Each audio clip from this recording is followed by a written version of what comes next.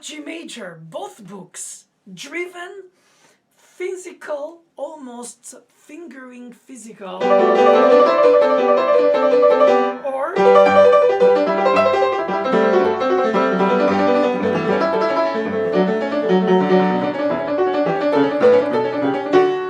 jubilational.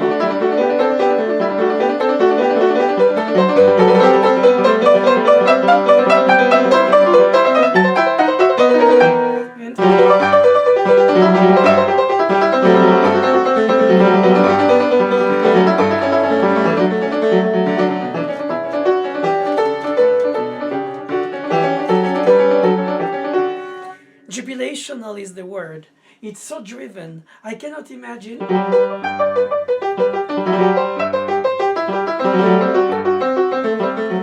something more aristocratic, but it is also very interesting, amusing to try. Whenever the other one from book 2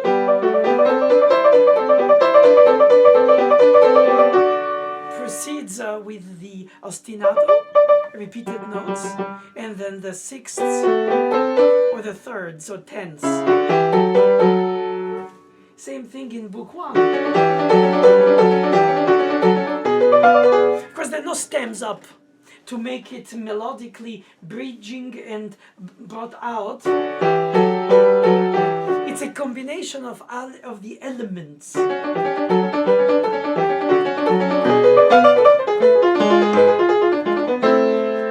Also, what is interesting in book 2 is that he's exploring held notes, moving notes, and middle notes. So 16th notes, the held dotted half, and then the middle level 8th notes.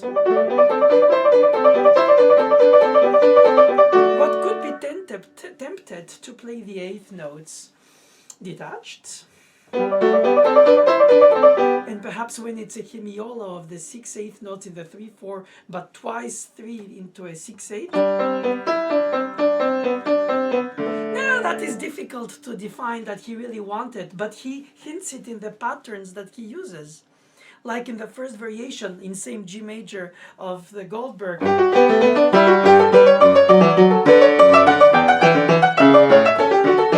Okay, without the accents.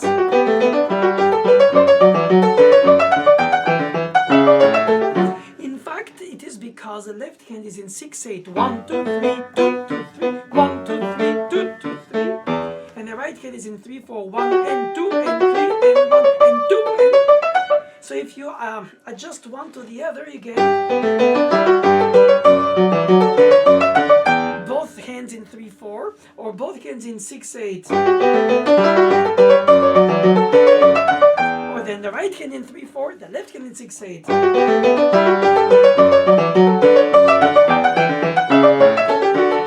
Or none.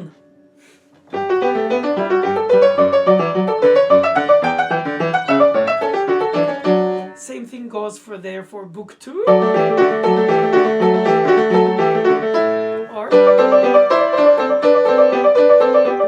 Or then if it's all 3/4. And then eventually completely even.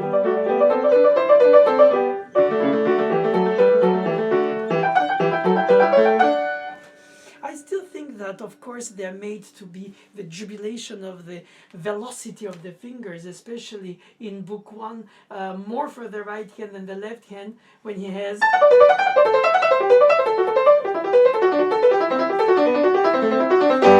This time he goes beyond the 3 times supposed to be rule of reproduction of a pattern for a sequence.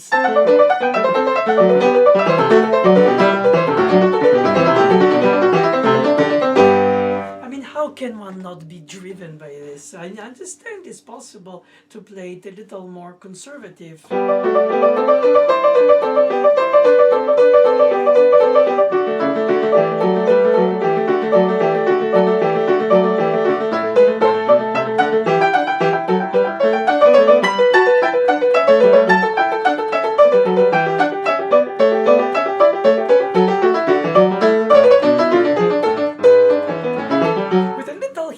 Minor, 5 of 5,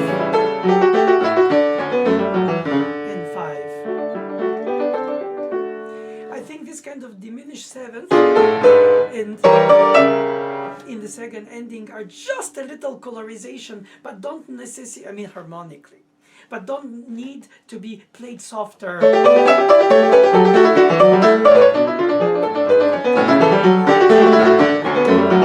It would be, in my opinion, overstating the obvious. Music itself creates this through Bach's choice of major and minor mode.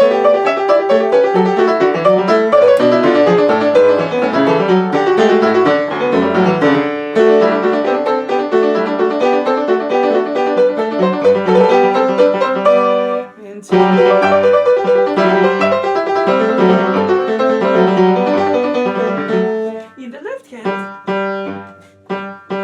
you have the anticipation and the downbeat repeated, but no more the lament being the same rhythm, but an ostinato with anticipated and downbeat repeated notes. He could have done.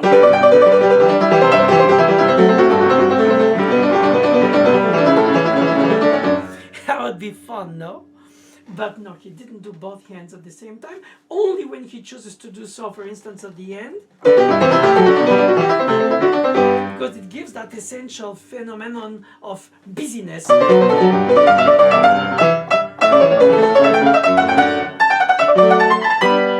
And then finishes. And he does that also in book 1.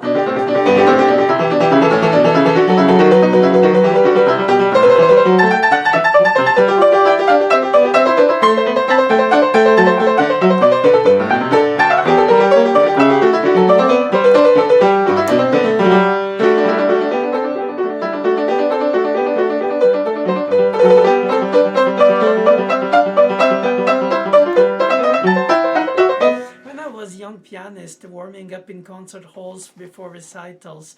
Since I was a concert pianist with over 100 concerts a year, I always warmed up with the G major book 2. Because I found it was very relaxing for the wrist and for the velocity of warming up the fingers, also very efficacious. And I always used it. That's just to say, of course, it's a great piece of music. But it's also an exercise, at least it was meant as such. And so I think it's like an etude, if you want, before Czerny and Chopin, Liszt and Rachmaninoff. And so in the fugues also, he maintains the same jubilant G major colorization of pure joy, unadulterated. For instance, in book 1,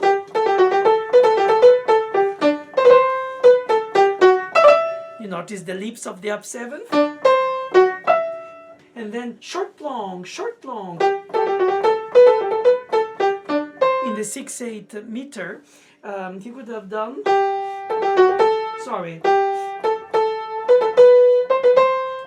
The long short, but he does the short long, which gives an impulse. The Lombardic downbeat being the short. Short long, short long, short long, long, short long. So it's catchy, playful, whimsical. And every time you do that in Bach, you have to always connect the blue notes. And all the other notes are decorative towards it. Well, he stops after the second. So, sol, la, si, do.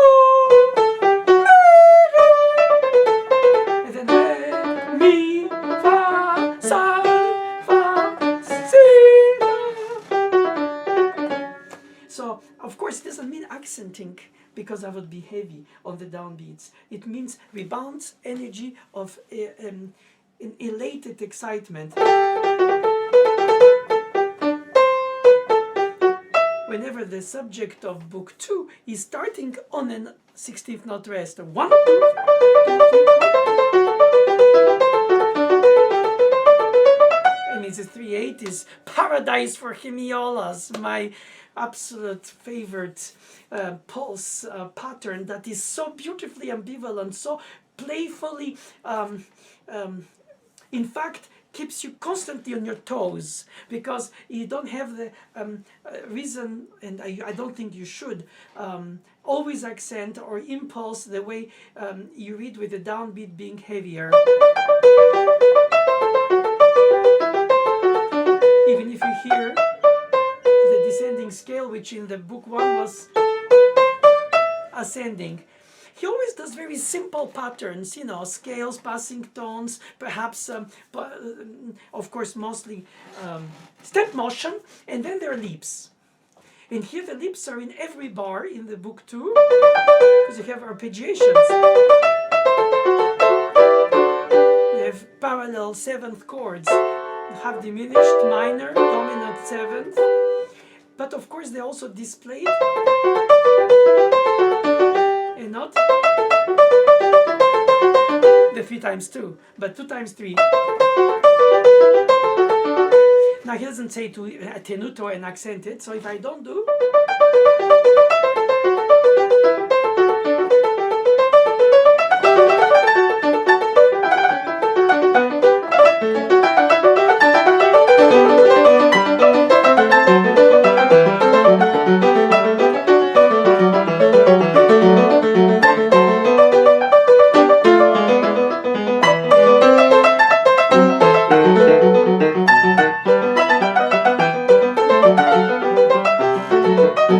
I touch everything done legato.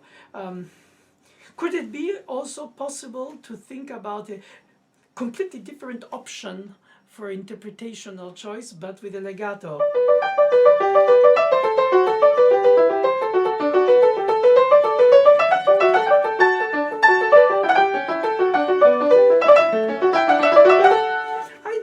So much, because I think it softens the edges of something jubilant, or perhaps it can be a combination.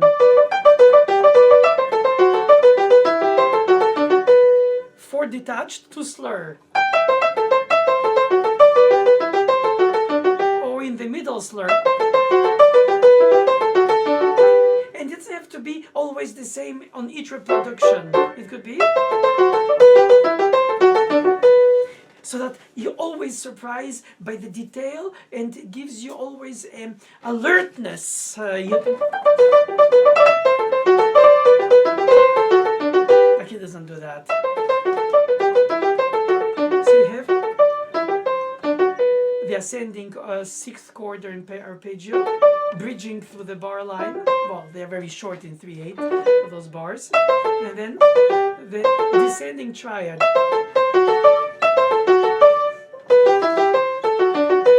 It's very playful, and in the middle you have a middle note of the 6th.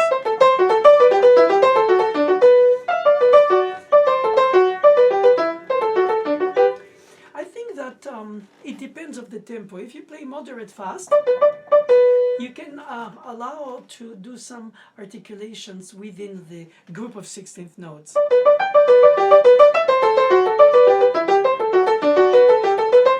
But if you play fast,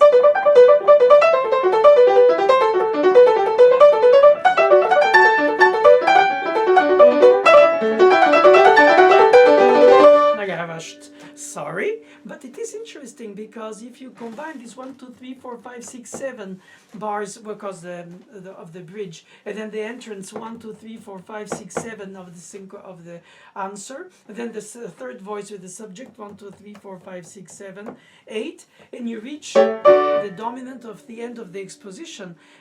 Of course, if you play a faster tempo, the hypermeter looping on 7 bars, in this case 6 plus 1 for transition, in fact becomes a barre beat. 1, 2, 3, 4, 5, 6, 7, 8. 1, 2, 3, 4, 5, 6, 7, 8.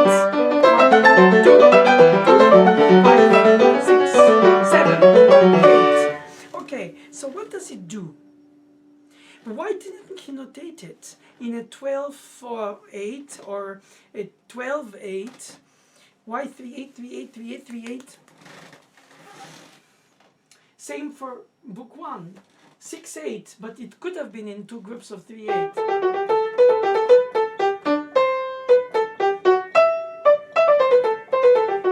I wonder if it's for the visual clarity, that you have these compartmented capsules of 3 beats, which of course are grouped in a certain group of bars that correspond to the hypermeter phrasing direction organization, and that is what the listener hears. They don't hear bar lines, thank God. They hear pulse, impulse, rebounds, direction, and aim towards which the target that you go to, which in this case is at least 7, 15, or 20-something bars before the end of the exposition. I think that the tempi, in this case, even more conservative, end up by being very convincingly still hypermeterish, because it's so much busyness and so much joyfulness and so much clarity through G major, well, any major you would say, could have been A flat major. I mean, it could have, but it didn't. And after all, we play what he chose, for which tonality he chose, the way he chose, and the genre he chose. So after these 2 G majors that were in fact 20 years apart, 1720, 1740, in the same vein of the velocity fingers jubilation, the contrast of the 2 G minors couldn't be greater. They're both so beautifully different. In book 1 you have the longest trill, and it wasn't because of the decay, since he has done whole notes tied before, as we saw.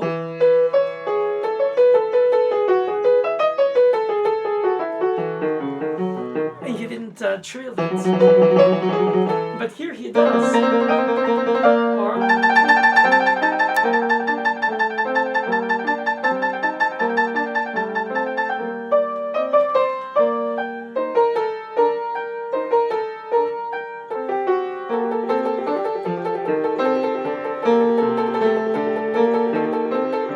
chain of suspensions at cercaturas. Well, no, upper suspension is a retardation, down suspension is suspension. They are not like cacciaturas, that would be an upper appoggiatura. Here they're tied.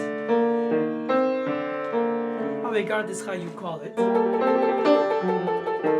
You have this painful 7, 6, 7, 6, and then 6, 7, or 5, 6 rather. The trill is, I don't believe, rhythmized, though it could be measured. The lightest touch the better, so that you feel that, of course, it's notated in 4/4, not even cut time, and most of the harmonies represent dubbing the bar, like what you have. Second half of the bar, he restates it. That's exactly what he does already, by restating inside the bar.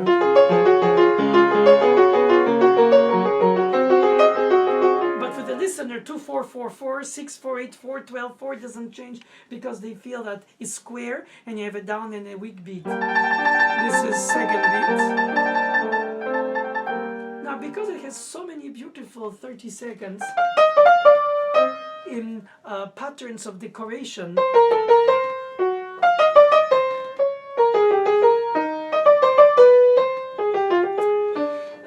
those 30 seconds are lighter touch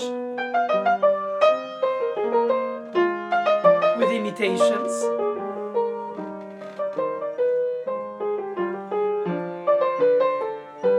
And these imitations in a single right hand are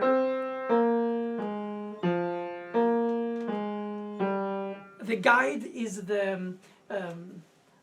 basso continuo.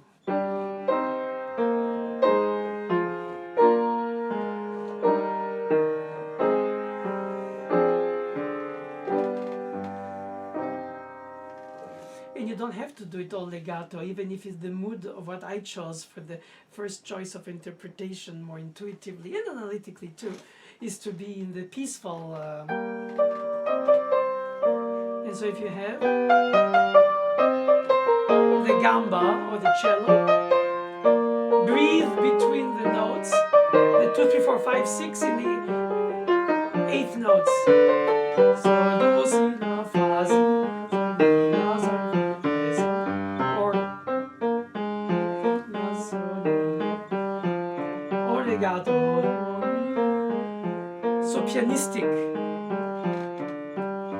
but stylistically they didn't have for those eighth notes continuous legato. It was with both changes for the basso continuo.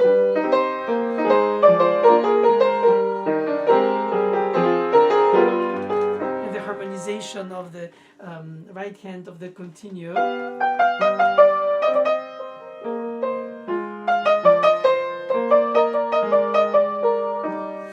Also, you can bring out the middle voice rather than the top.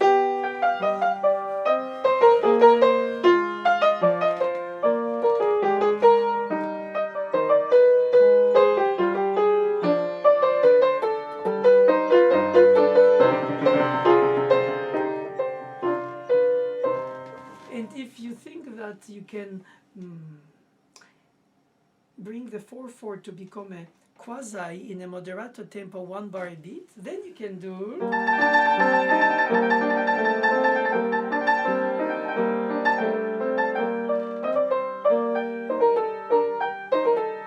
But beyond this tempo, I don't think it's musically meaningful. Not only because of the 30 seconds, because you want to display what it is. You have the held notes, the dotted, or the half, or the whole notes. Okay. Then you have the eighth notes that are the pacing of the ostinato. Then you have the 16th notes with the broken thirds. And of course you have the trill. So you have several metric, rhythmic layers. The eighth note, the 16th note, and the unmeasured.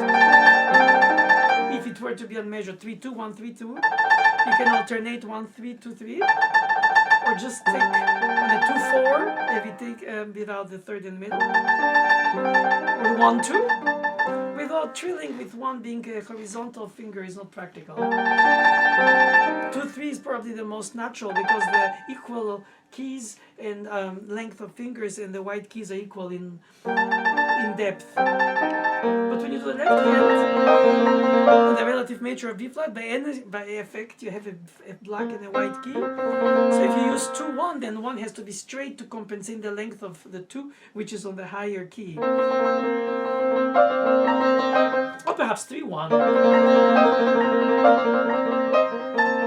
But I think beyond these trills, which could appear a bit busy, the prevailing mood that I bring myself to convince is, to be even convinced, is the peacefulness. So if I could be less slow and still peaceful, I think I'm reaching here a borderline.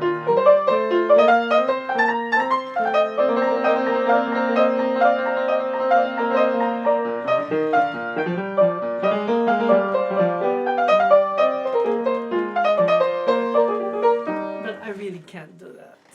Really can't. It's just a rush for the purpose of rush. A rush for what? It's not even got time. I think it needs to be displaying itself with a large, arched phrase direction. It takes me so long to reach finally the relative major or the subdominant. The trills have on the tonic, on the relative, and on the subdominant, and then at the end.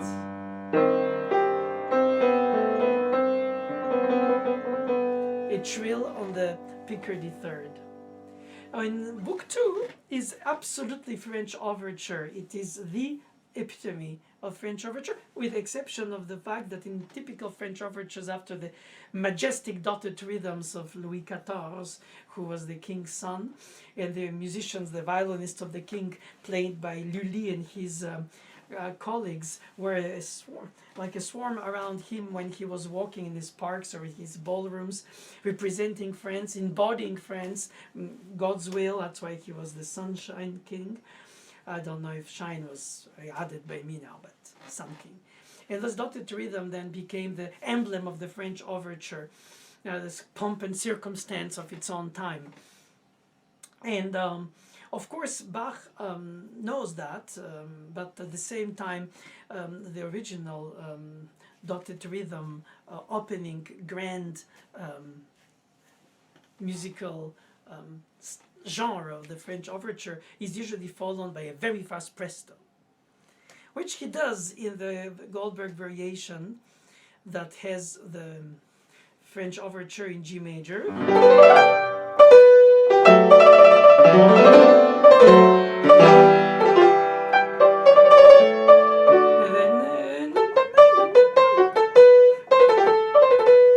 Whenever in the second partita, again French overture, he goes through an andante until the allegro. And in the prelude, here in the French style of the overture book to G minor, he doesn't do anything but the dotted rhythm majestic for the whole prelude.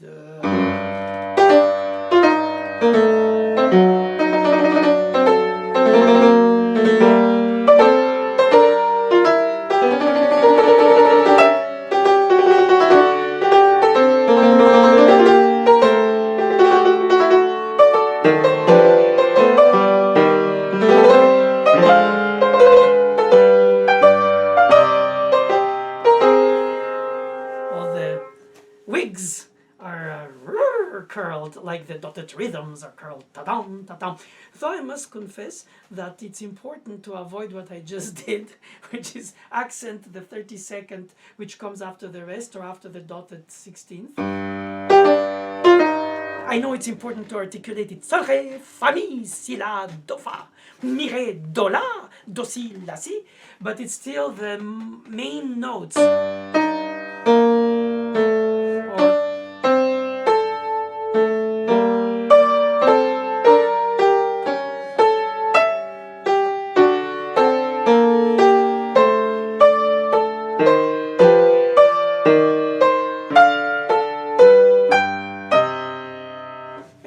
Then I would incorporate the 32nd as a release from the tension of the dotted rhythm, even if in the beginning is a dotted 16th rest, but all the others afterwards are dotted 16th notes. And therefore, and not. Though it's tempting on the piano because it's a more percussive instrument, even in denial of pianists about it.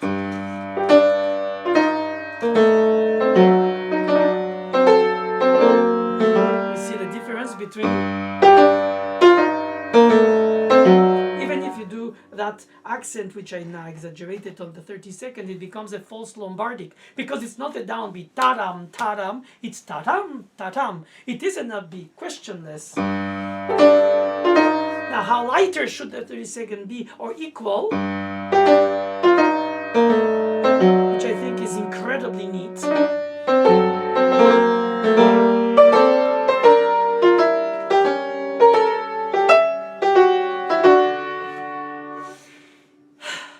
And then you have the tiratas, which are those fast notes that you feel like sometimes in the French overture they would add as a launcher towards the downbeat, which you could do. But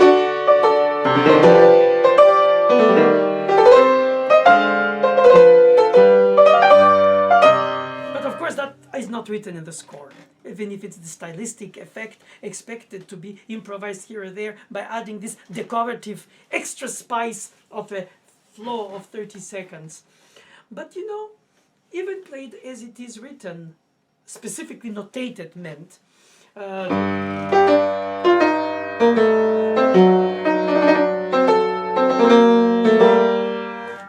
the majestic feel of it cannot call for faster tempo than perhaps largo and moderato, because the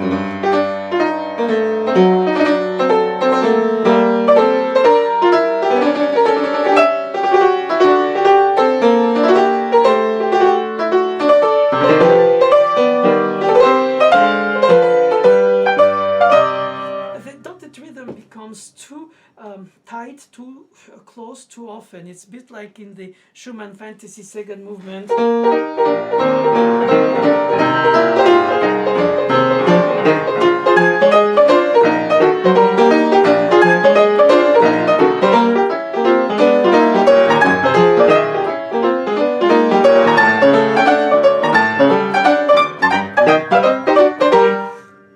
But that's why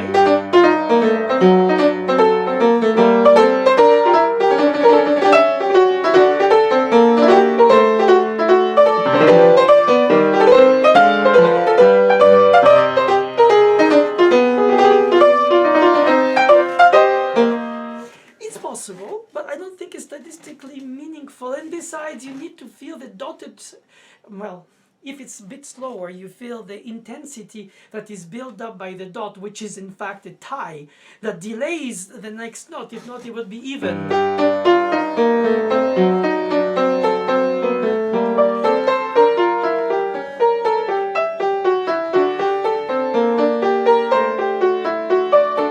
Isn't that amazing? A little dot and everything is flat, and when the dot, it's everything is spiced.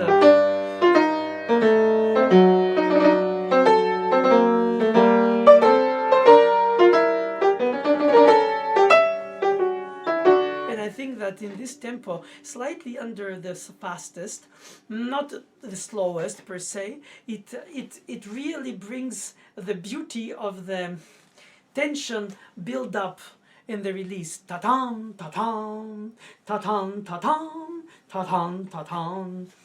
And I think that even if the examples of French overtures by other composers than him are also in this kind of majestic slow tempo, I still think that it should be respected because Bach in this case, and it's the only one in the 48 that is a prelude and fugue, where the prelude in G minor book 2 is a French overture genre. And there's one variation in the 30 of the Goldberg, and there is a D major opening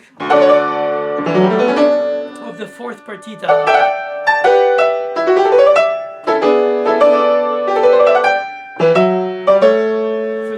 Literature, also of course C minor.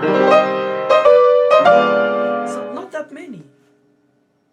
But when he does it as a genre. He's like in the style of. And both fugues happen to be in G minor, very vindicative and very defining the character of the energy that is lifted by the upbeat eighth note rest. In both first entrance of the subject, with a striking leap of diminished seventh, Beethoven's introduction of 111, Chopin's second sonata, and here, and then of course he has a note in between. Sort of softens the angles of the leap of the seventh, diminished seventh.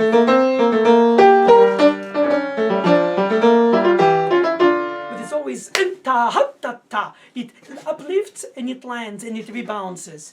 And in book 2 is a quarter note rest. 1, 2, 3. 1, 2, 3. 1, 2, and then the repeated notes. The ostinato. 1, 2, 3, 4, 5, 6. And of course, I like to think that each of these C's has a little bit progression. The first is the arrival of the upbeat of the G, and then the second is in anticipation crescendo towards the third, which is on the second beat, and then the last 3 eighth notes in crescendo for the subito piano.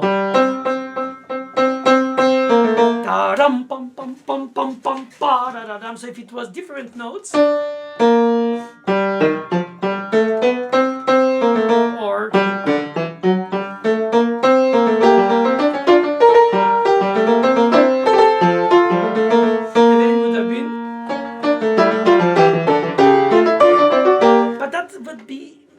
of course not. And of course he wrote repeated notes. anticipations, appoggiaturas, and all different. Often repeated notes are equal in terms of their notation, but they have different functions. One arrives, one is in between, one is meeting the beat, and the last three prepare the following down.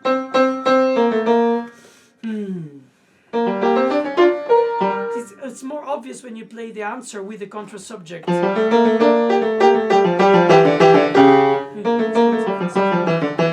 Si la sol fa mi re do la re do si sol do. Si la sol fa mi re do si sol do si la fa si la sol do si la. And of course you have I don't have the pitch to sing so low, the bass, so I can sing easily. Soprano.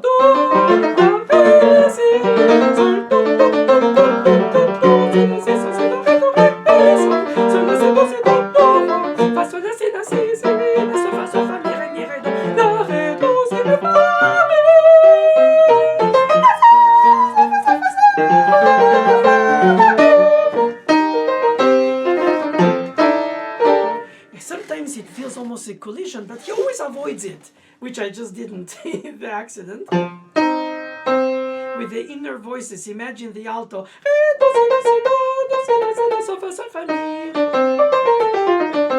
Descending scale by step of beats, and then the entrance of the subject in the tenor.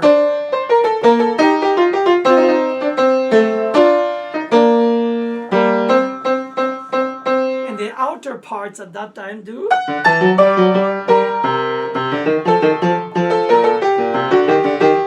And all together. And then you have. And it's so easy to hear verticalized thirds. Because they are in result, but they are layered. So if you voice them, you don't hear them as thirds as much. If you don't want to.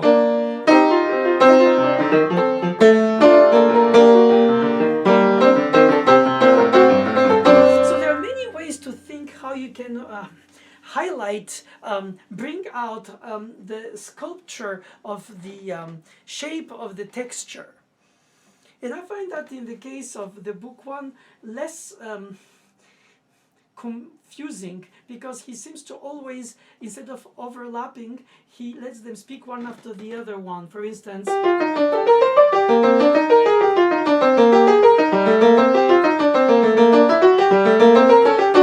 well, of course, with up and down stems, you'll hear.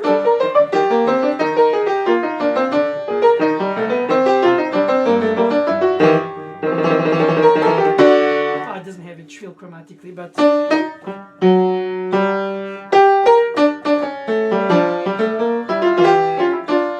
bridge, third voice.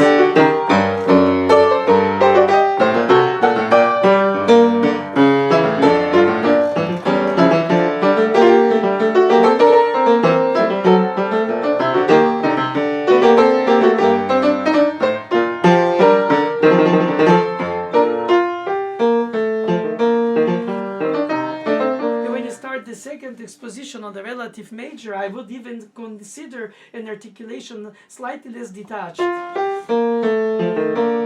But you could say also by itself, B flat major is brighter than G minor, which is tragic minor. Then you don't need to change the touch. By itself creates the mood difference. And if you do a touch articulation contrast, you over-enhance it. It's difficult to know to which extent and when the line has to be drawn between play and let the music blossom by itself all its qualities, or like a craftsman, or as an artist which is involved in the expression, add my articulation, my phrasing, my sub-phrasing, my dynamic change, and make me express what it means to me while I play what it is. And that is a very philosophical, difficult thing to find the right balance between the two, because in the first place you play because it means to you, it drives you, it inspires you, it's an addiction of excitement. It's obvious in my tone of the voice, isn't it? Since a child with these pieces, and these G minors are great memories. and companions through the decades of my musical life. And I still try to understand sometimes if he intended the repeated notes to be even, to be really different functions for each, or even played more flat.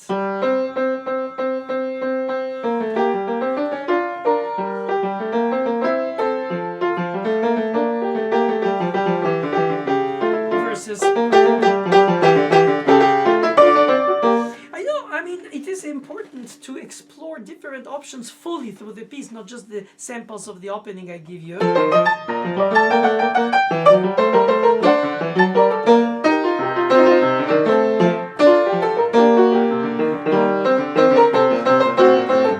I think a lot of the element of richness, of fruity, it's the gazer, the inner voices.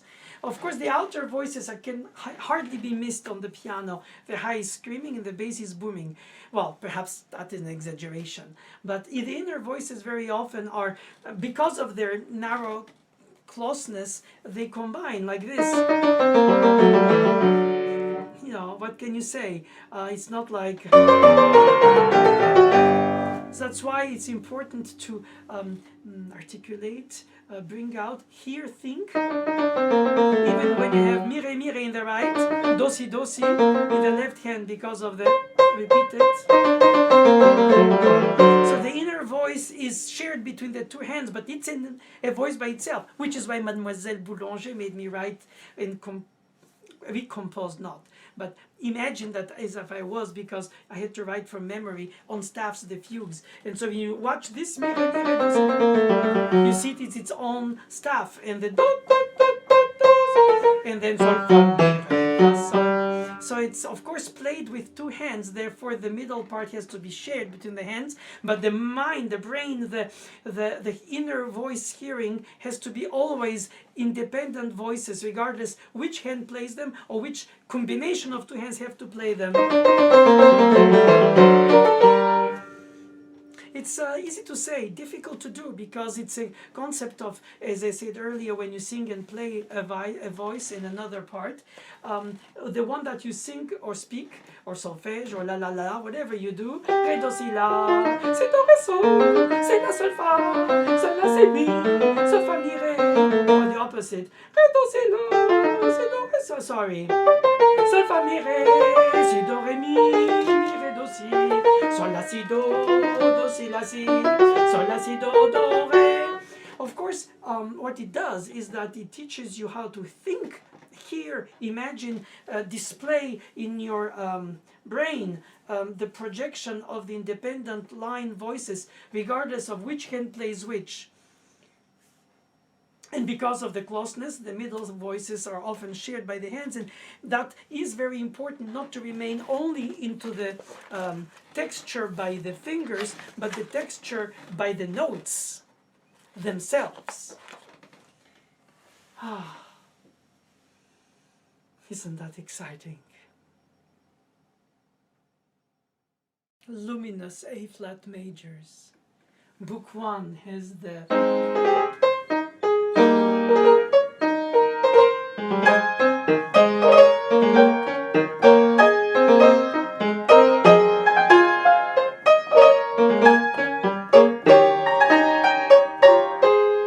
In book 2,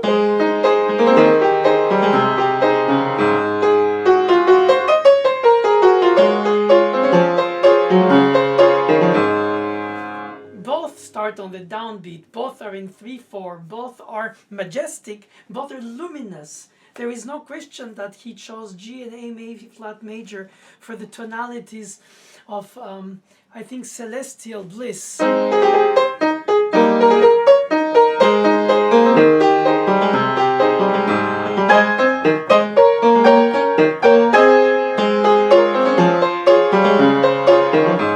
For the first time I tried to alternate them for you to hear the, I think, kinship, brotherhood, or family ties between the two.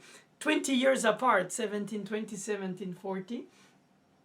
Of course, in the 3/4 choice of the meter in the prelude of Book 1, you could have the 6/8 in the defined separation of the subdivision of the eighth notes, 2 times 3, 1, 2, 1, 2, 1, for the pattern of the thematic material, and the left hand 2, 3, 2, 3, 3 times 2, 1, 2, 3, 1, 2, 3, when it goes back to the right hand in inverted contrapoint.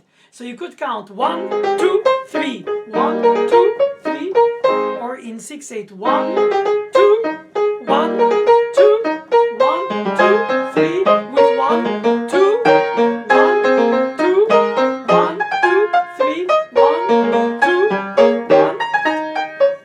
They could do an alternation, but it's not right, because it is consistently going on throughout of the 2, 3 times 2, 2 times 3 overimposed, and it's not an alternation. In Albenith, he does that.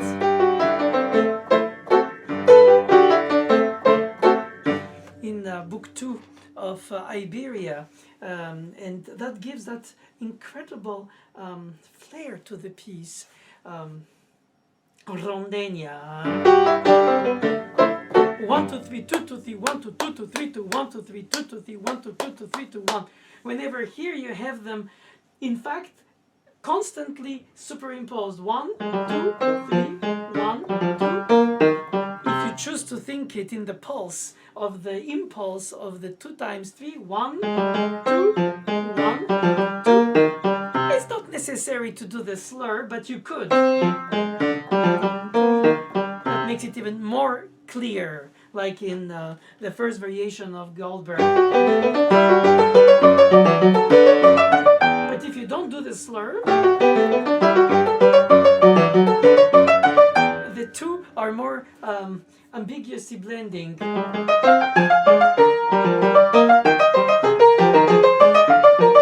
Right hand is in 3/4. 1, 2, 3, 1, 2, 3, 1, 2, 3. And always the impulse of the second 16th notes in the group of 4 by beat, but off 1.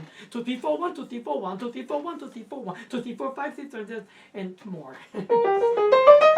I rather can solfège than count it. Mi, fa, sol, la, fa, re, fa, si. Re, mi, fa, sol, mi, do, mi, do.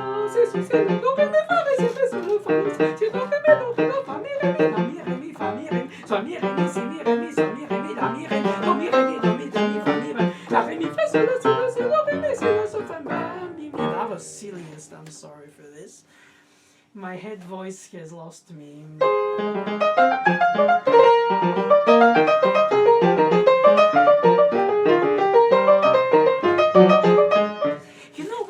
Pulses do is that they always lighten up the downbeat. It's always a rebouncing by eighth notes, 2, 3, 4, 1, or 16th note, 2, 3, 4, 1, 2, 3, 4, 1. In fact, the downbeat is not heavy, it's a launching pad to rebounce into the next, which creates a chain reaction of bars, a sort of a divine, unstoppable flow of perpetual motion. Now in the book 2, it's more steady.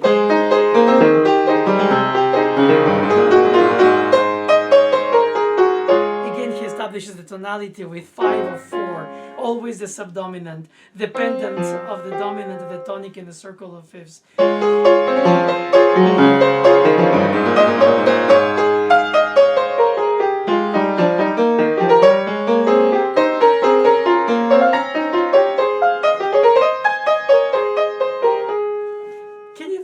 Faster?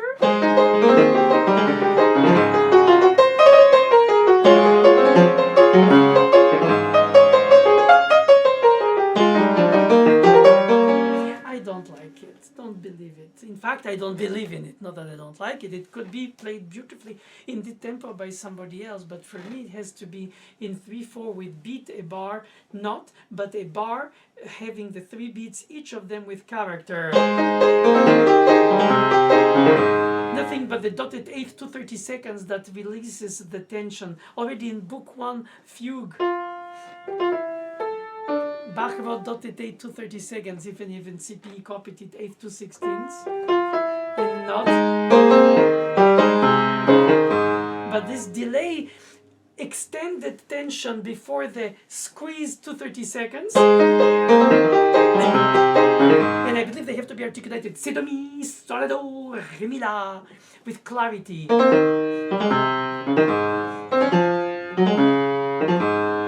That gives that perkiness.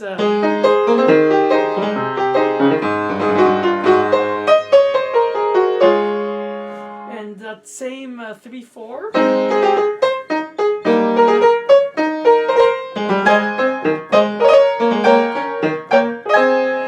I believe in certain way that some of the tonalities, more than the very preludes between 17, 20 and 40, brought him to write differently, because I think for some he contrasts and for some he chooses to be both tonalities in both books in the same realm of expression, the same genre, the G major so jubilational, the A flat so luminous, celestial. And you cannot hear that in the fugue choice of subject. La, mi, do, la, fa, re, mi, which will answer mi, la, sol, mi, do, la, si. Again the leaps, the 5th, the 6th, and the return to the 5th is an appoggiatura, which is answered the 6th, the 4th to the 3rd, the 6th to the 3rd. It's very generous opening, of course, with a rest in the beginning. Very rarely does he start on the downbeat, and when he does, I mention it clearly in book 2, it's on an 8th note rest again off the first beat.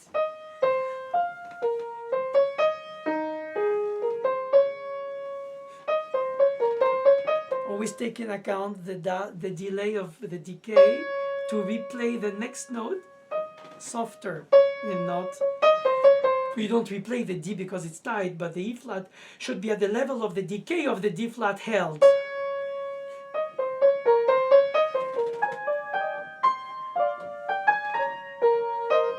The chromatic descent of the contra subject brings such a solace.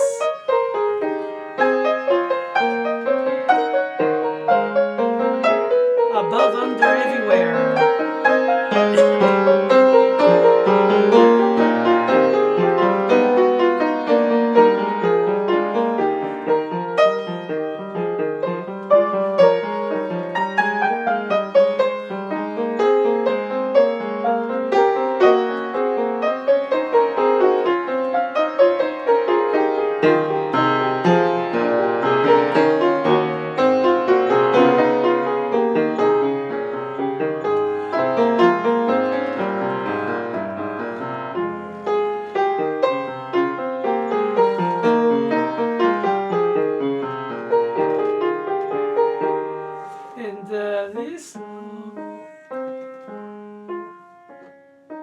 Both are 4/4. None is cut time.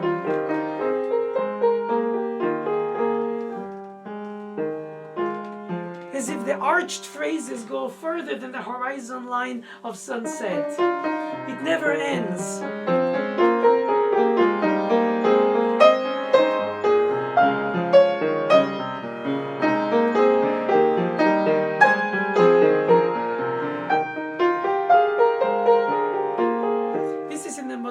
Tempo. If you take it more philosophically, more spiritually uplifting, you can stretch it, especially with the piano length of decay allowing.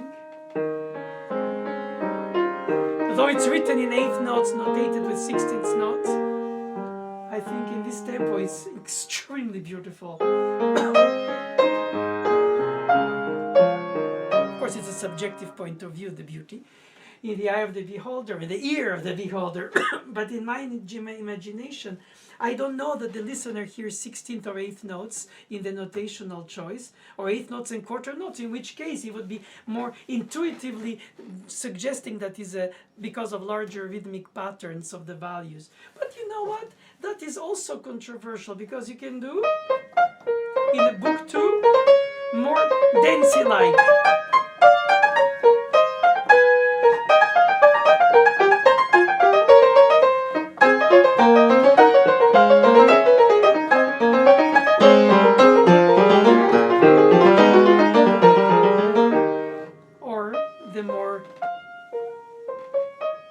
pastoral.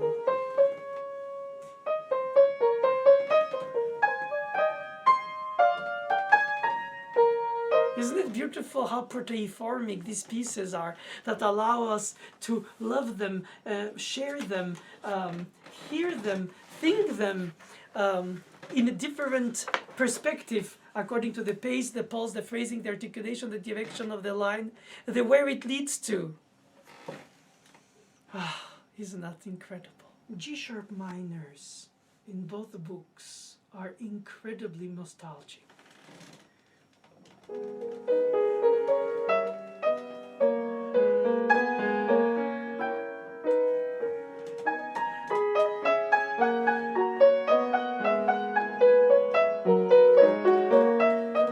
And in book 2,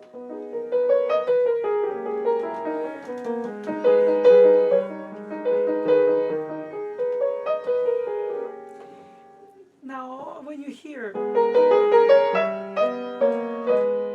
6/8 meter compared to 4/4, but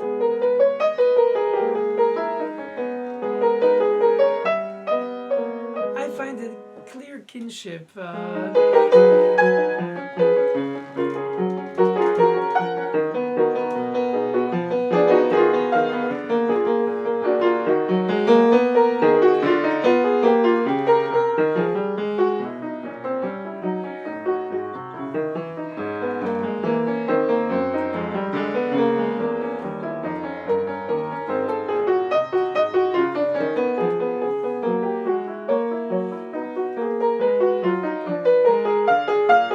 Look at the long bridge, and finally the dominant.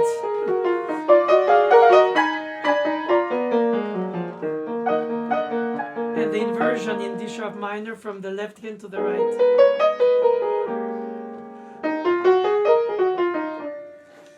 And its peaceful flow of 16th notes. Of course, I think that in more modern comparedly conception of the piece, you could hear the articulation of the 16th note more crisp and the flow more driven. Which I think is, in this tempo, would be cut time, which is not. Though you can make it say what you want, because if you have a conviction, you'll say, it's a cut time, but I like it slow, or I mean it slow, or I think it means to be because of the gestures, because of the elements of the expression, because of the patterns of the design. Some of the textures are asking for more time to be expressed, not only to be displayed.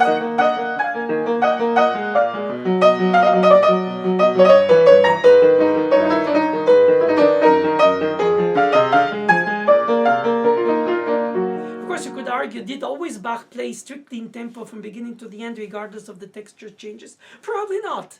But he's not here to tell us, and we assume now that it's supposed to be. So what is too slow for a section like this, which is just a bridge leading to the dominant? But when it's very busy with trills and imitations,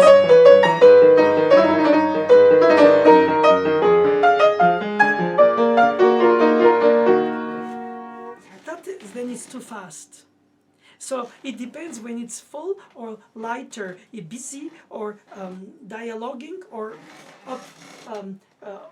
overlapping. Same thing can be told for the tempo of the 6/8 of book 1.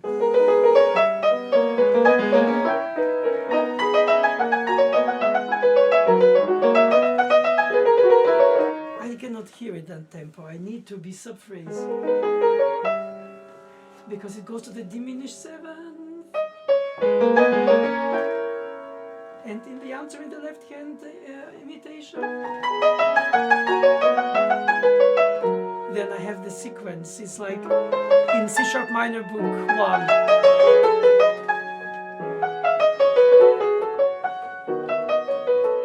And the same bridge. 2, 3, and after the third reproduction, he arrives rather in B major. So this kind of elements can be considered expressive only when they're thematic, and less when they are sequenced. Because it sounds more mechanically reproductive, just like in book 2. And then you have the thematic back. With the left hand goes the circle of fifths by rising fourths. And then this walking bass.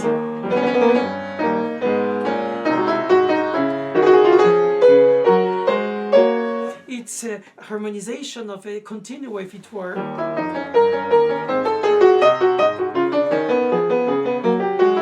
And always bring out the difference in articulation between the step motion and the leaps. Compared to,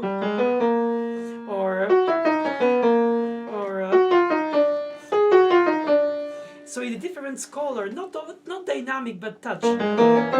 Crisp and legato, like calligraphy.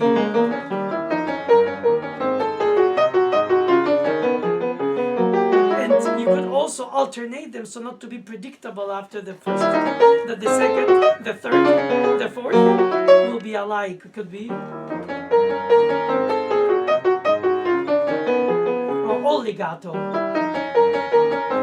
Except in the left hand, 2, 3, 4, 1, 2, slur in the syncopation, while play legato in the top. Because it's only a bridge. If it becomes too decorative and too passionately interesting, but it's beautiful, but yet it has to be hierarchized between the thematic material and the sequence of the bridge. And then the return of the theme in D sharp minor in the left hand, which is significant. I'll play for you until the middle.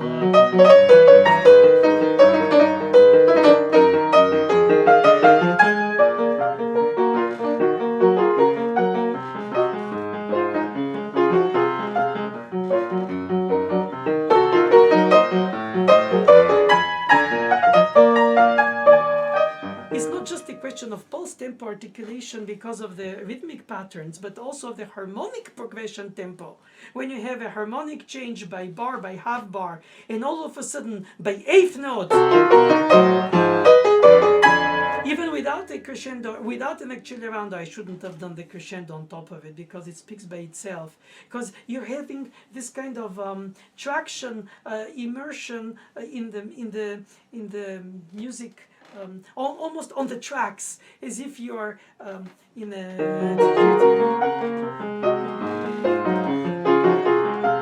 inertia, and then all of a sudden you have diminished sevenths on each.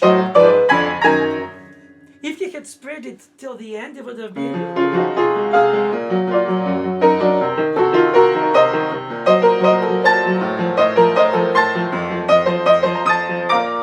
Taken 2 bars, and all of a sudden he's in 1 bar.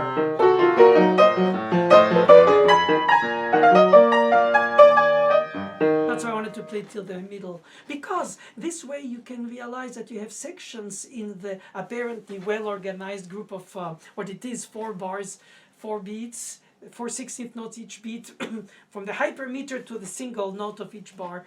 And you can see from the macro to the micro and the micro to the macro that you have this construction, this structure, this flow, this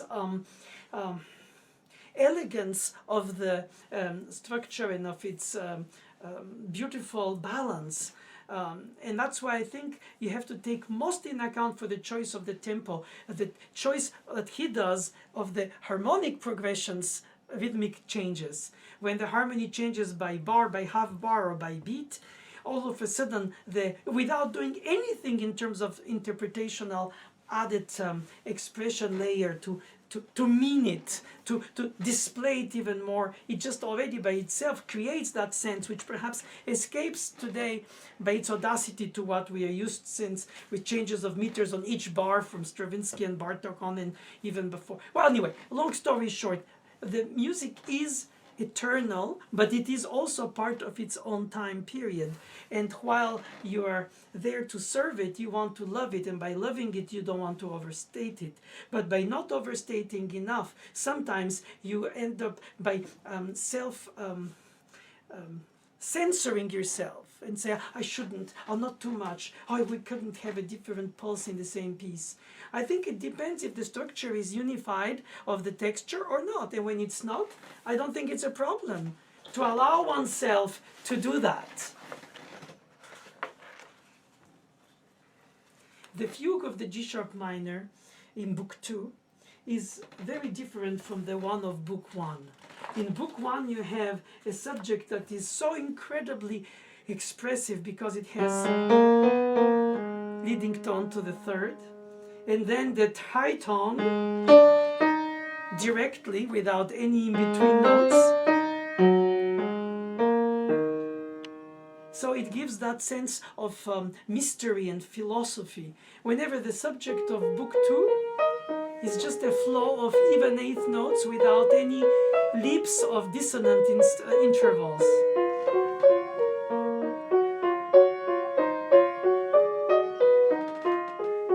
And the contra-subject blends also in this flow of eighth notes to the whole score notation. Does it mean you have to phrase it, but sub-phrase and make it dancey? Give it a character other than the notes. Long, short, over, short, long. Hemiola, of course.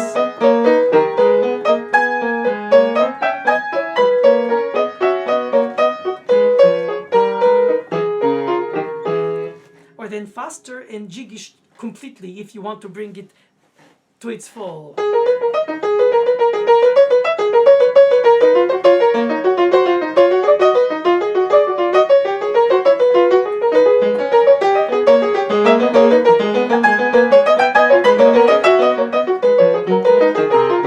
That doesn't work for me, but it could be for some. After all, the jig of the French over suite. Of course, it's notated in 16th notes, and here it's in 8th notes. And he doesn't do rhythms. Or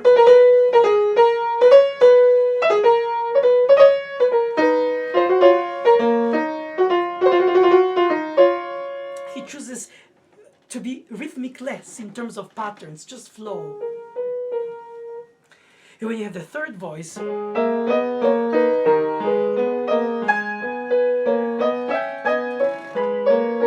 because he chose only 3 voices, it leaves a lot of breathing spaces compared to the more intense 4 voices Book 1. For the texture.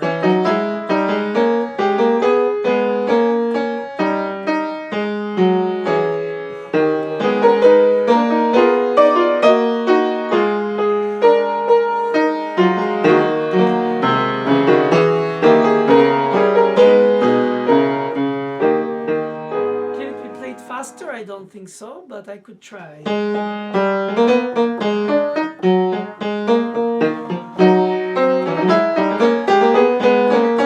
I'm trying to put conviction in it.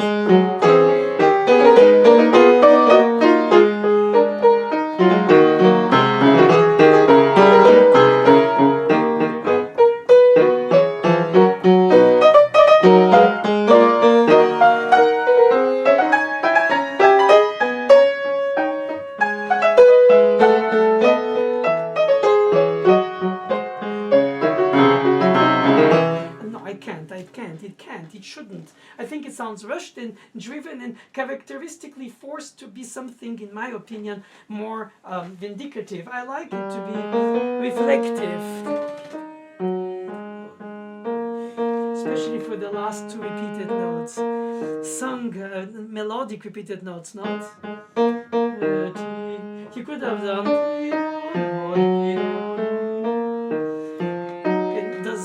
To be singing step motion, but so is it slurred by the offbeat, or is it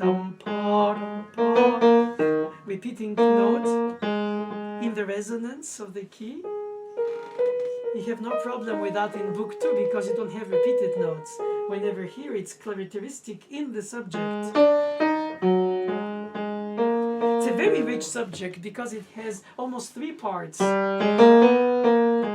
leading tone to the tonic, then the tritone to the dominant with the repeated notes 5-1. So you feel like a lot is going on, and when you have many voices together, you have to have more time to be able, for instance, towards the end.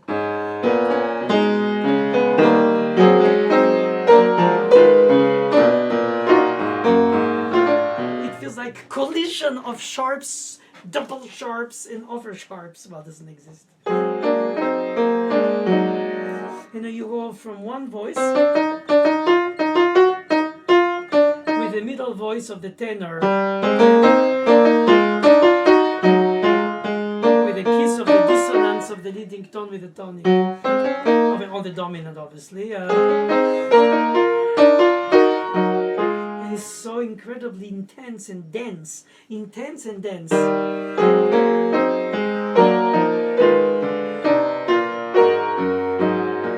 I imagine that played fast. It's a nonsense.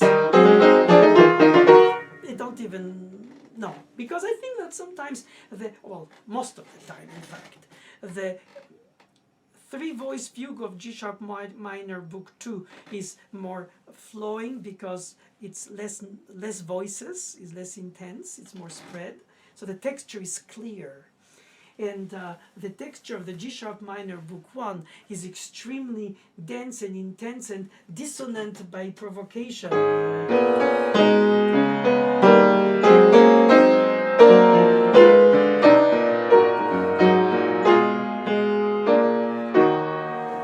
Till the very end.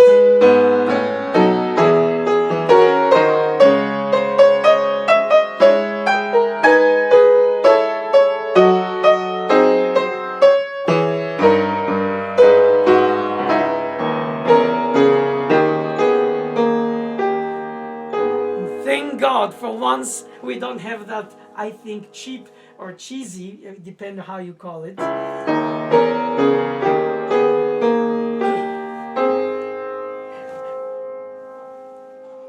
Picardy third, for harmonic reasons also, but for resonance reasons on the organ with the acoustics in the churches, the minor third carries the brushing harmonic of the major 10th of the natural overtones, whenever the minor becoming fully major doesn't, so it's clearer. But that doesn't correspond except in transposing the character of it, not the purpose of it, if it were, for the harpsichord or the piano, because you don't hear it anyway. There's not such a resonance and such non-decaying resonance like on the organ and the acoustic of the churches combined. Almost, I would love to have it finish in a unison. Of course, he chose not to. But at least it's one of the rare cases where the minor key piece doesn't finish in major. So in book 1 it is the case, and in book 2 he does finish in the unison. Everything is marvelous.